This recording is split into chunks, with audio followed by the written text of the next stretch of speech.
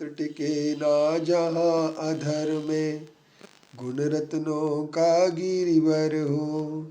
कितना विस्मय किसे नहीं हो, चलो देख लो सिरपुर को।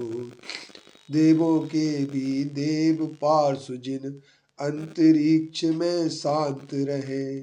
युगों युगों तक दिगंबरों का, जिन शासन जयवंत रहे। पत्रं यत्र विहायसी प्रविपुले, स्थातुं क्षणं न क्षमं। तत्रास्ते गुणरत्न रोहणगिरि, यो देव देवो महान्। चित्रं नात्र करोति कस्य मनसा, दष्टा पुरे सिरपुरे। सश्रीपाश जिनेश्वरो विजयते, दिग्वासु साम सा सुनो। हर व्यक्ति के दिल में एक बात आती है कि हम कैसे अपने जीवन को सुखी, शांति और आनंदमय बनाए। तो शांति और सुख प्राप्त करने के लिए व्यक्ति के पास सबसे पहले अगर कोई चीज होना चाहिए तो वह है अंदर से हमारे एक भावना पवित्र होना चाहिए कि जिस तरीके से हम सुख, शांति और आनंद को प्राप्त करना चाहते हैं, उसी तरीके से जगत के सारे प्राणी भी सुख, शांति और आनंद प्राप्त करना चाहते हैं। हम अपने दुख और गम को बहुत बड़ा मानते हैं, लेकिन हम भूल जाते हैं कि हमारे दुख और हमारे गम से भी बड़ा दूसरों का किसी और का गम भी है। उस गम के सामने हमारा गम, हमारा दुख बहुत कम है।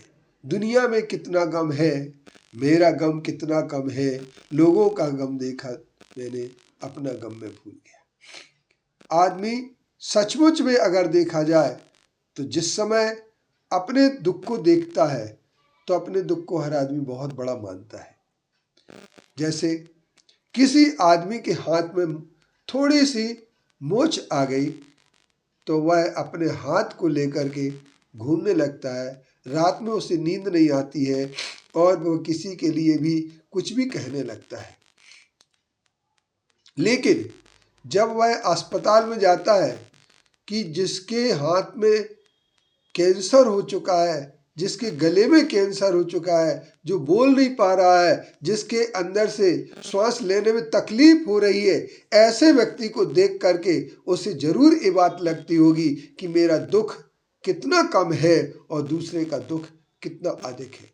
तो प्राय लोग दूसरे अपने दुख को कम करने के लिए, अपने स्वार्थ के लिए, अपने मौज के लिए, अपनी मस्ती के लिए न जाने कितने ही बेजुबान प्राणियों को सताया करते हैं, उनको दुख देते हैं, उनको तकलीफ देते हैं, उनके दुख और तकलीफ के कारण बनते हैं। लेकिन वे भूल जाते हैं कि जहाँ करुणा है, जहाँ प्रेम है, जहाँ अहिंसा का बोलबाला है, वहाँ पर कोई किसी के आनंद, किसी की शांति और किसी के सुख को छीनने का कभी भी प्रयास नहीं करता है। सच्चा धर्म वही होता है जो सुख को, खुद को सुख प्राप्त करने के लिए दूसरे के सुख और शांति और आनंद के छीनने के लिए कभी भी प्रयास या चेष्टा नहीं करता है। और अपने मौज के लिए, अपने आनंद के लिए, अपनी शक्ति के लिए व्यक्ति कितना दीवाना बन जाता है। अपने अहंकार के लिए, अपने स्वार्थ के लिए कितना बड़ा दीवाना बन जाता है कि वह दूसरे की सुख और शांति को छीनने में भी कभी पीछे नहीं हटता है। परंतु हमें विचार इस बात पर करना है, हमें इस बारे में सोचना है कि समता में सर्वभूतेषु वैरम मध्यम न कीन्वी। हमारे लिए सभी प्राणियों के प्रति समता का भाव होना चाहिए। हमारा किसी प्राणी के लिए मोह, बैर और विरोध नहीं होना चाहिए। लेकिन जब हम किसी के लिए, अपने